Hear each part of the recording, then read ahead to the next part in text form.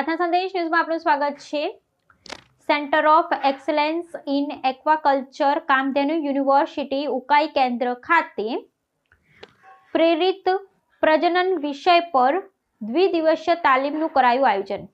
Centre of excellence in aquaculture Kamdhenu university Ukai કેન્દ્ર દ્વારા પ્રેરિત પ્રજનન વિષય પર દ્વિદિવસીય તાલીમ કાર્યક્રમનું આયોજન કરવામાં આવ્યું છે। આ તાલીમમાં વીર નર્મદ દક્ષિણ ગુજરાત યુનિવર્સિટીના ફેકલ્ટી ઓફ એક્વેટિક બાયોલોજી તેમજ ફેકલ્ટી ઓફ બાયોસાયન્સના કુલ અંદાજે 45 વિદ્યાર્થીઓએ ઉત્સાહપૂર્વક ભાગ લીધો હતો।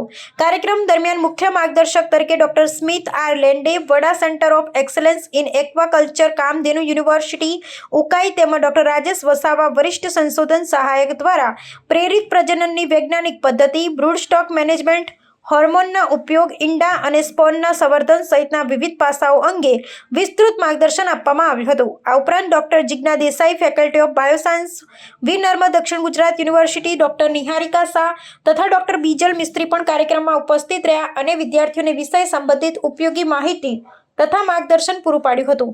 આ તાલીમ કાર્યક્રમનો મુખ્ય હેતુ વિદ્યાર્થીઓને પ્રેરિત પ્રજનન દ્વારા ઉચ્ચ ગુણવત્તાવાળા માછલીના બિયારણના ઉત્પાદનની વૈજ્ઞાનિક પદ્ધતિઓથી પરિચિત કરવાનો તેમજ મત્સ્ય પાલન ક્ષેત્રમાં વ્યવહારુ જ્ઞાન અને કુશળતાનો વિકાસ કરવાનો છે। કાર્યક્રમ દરમિયાન વિદ્યાર્થીઓએ હેચરીમાં પ્રેરિત પ્રજનનની સમગ્ર પ્રક્રિયાનું પ્રાયોગિક નિરીક્ષણ કર્યું અને નિષ્ણાતો સાથે પ્રશ્નોત્તરી દ્વારા પોતાના જ્ઞાનમાં વધારો કર્યો। આ તાલીમ વિદ્યાર્થીઓ માટે અત્યંત ઉપયોગી અને જ્ઞાનવર્ધક સાબિત થઈ હતી। સદર કાર્યક્રમનું સૂત્ર સંચાલન ડોક્ટર ફોરમવાળા અને તમામ સ્ટાફ દ્વારા કરવામાં આવ્યું। પ્રાર્થના સંદેશ ન્યૂઝની તમામ લેટેસ્ટ અપડેટ્સ માટે ચેનલને હમણાં જ લાઈક, શેર અને સબસ્ક્રાઇબ કરો।